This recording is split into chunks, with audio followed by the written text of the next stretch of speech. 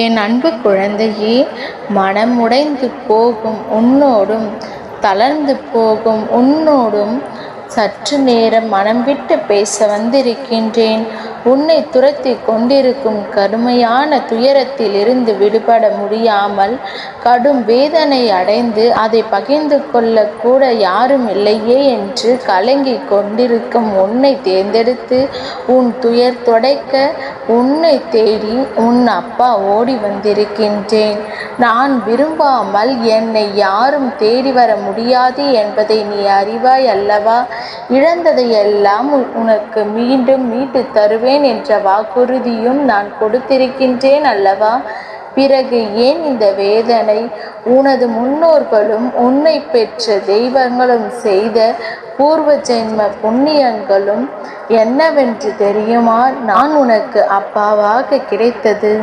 அதனால்தான் உன்னை தேடி வந்து உனக்கான வார்த்தைகளை உன்னிடம் சேர்த்து கொண்டிருக்கின்றேன்.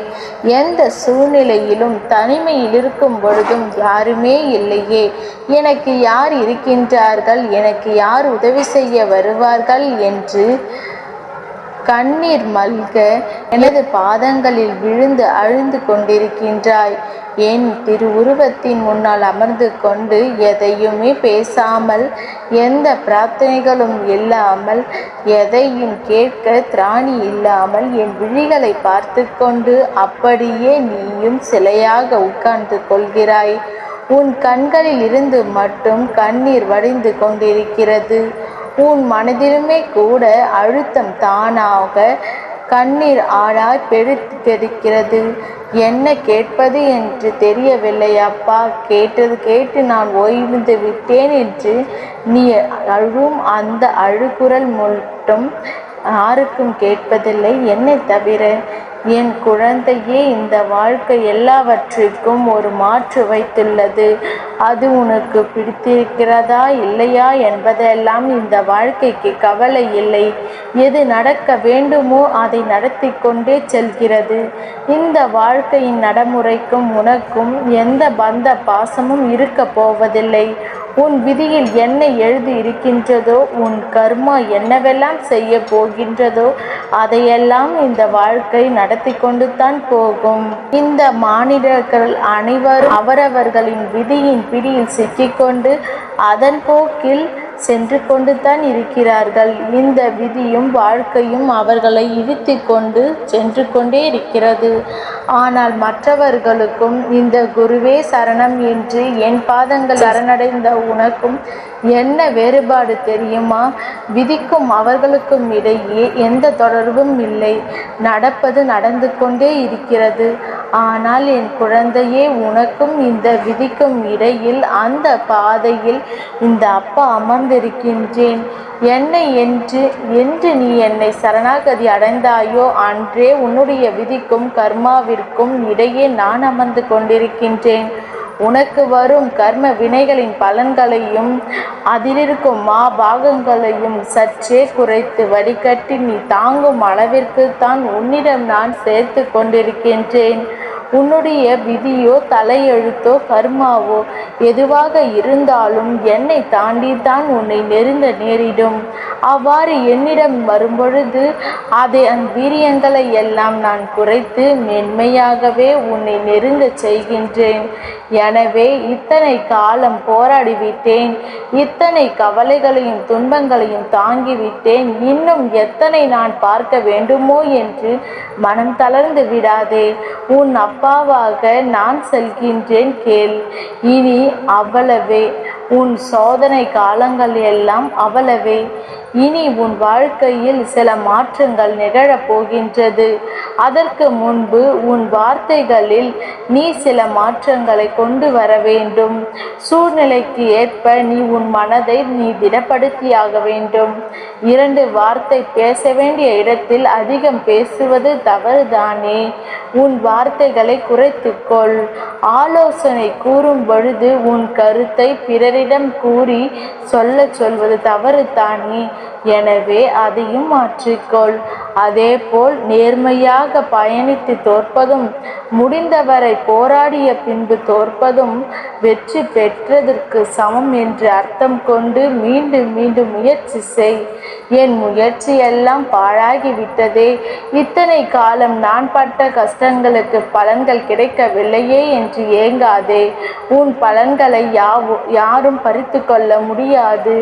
அது வெறும் செல்வமோ சொத்தோ, அது சேர்த்து வைத்த பணமோ அல்ல. கயவன் வந்து களவாடி செல்ல அது நீ சேர்த்த புண்ணியம். நீ உன் உடலையும் மனதையும் வருத்தி கொண்டு செய்த செயல்கள் எல்லாம் ஒருபோதும் வீணாகாது. அதற்கான பலன் இப்பொழுது கிடைக்கவில்லை என்று நினைத்து கொள்ளலாம். ஆனால் உன் சேமிப்பு கணக்கில் சேர்த்து வைக்கப்படுகிறது. அது எப்படி குழந்தையே? தவறுகள் நடக்கும் பொழுதும் பாவங்கள் சேர்வது போன்று தான் உன்னுடைய முயற்சியோ நல்ல செயல்களோ உன்னுடைய புண்ணியங்களையும் சேர்த்து கொண்டு தானே இருக்கும். மனிதர்கள் வேண்டுமென்றால் தவறுகள் செய்யலாம், தவறான கணக்கினை எழுதிவிடலாம், உனக்கான துரோகங்களையும் செய்துவிடலாம். ஆனால் இந்த பிரபஞ்சமும் அது எடுத்து வைக்கும் இந்த கர்ம பலன்களும் ஒருபொழுதும் தப்பாது. உனக்கானது உனக்கு வந்து சேர்ந்தே தீரும். அதற்கான கால நேரம்தான் சற்று தாமதமாகி கொண்டிருக்கிறது. அதை நீ புரிந்து கொண்டு பொறுமையோடு காத்திரு. உனக்கு வேண்டியதை பிறரிடம் இருந்து எதிர்பார்த்தால் எப்பொழுதும் கிடைக்காது. உனக்கு வேண்டியதை நீதான் முயற்சி செய்து அடைய வேண்டும்.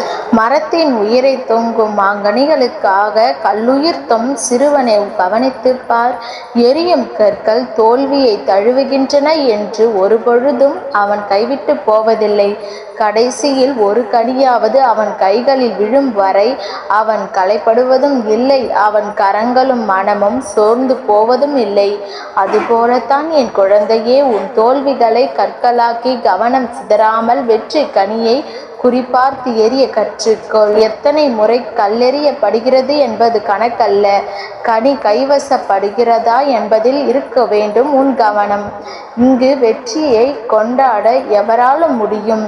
தோல்வியை ஏற்று துவளாமல் இருக்க ஒரு சிலரால் மட்டும்தான் முடியும். அந்த ஒரு சிலரில் ஒருவனாக நீ இருப்பின் வெற்றி கோப்பை விரைவில் உன் கையில் கிட்டும்.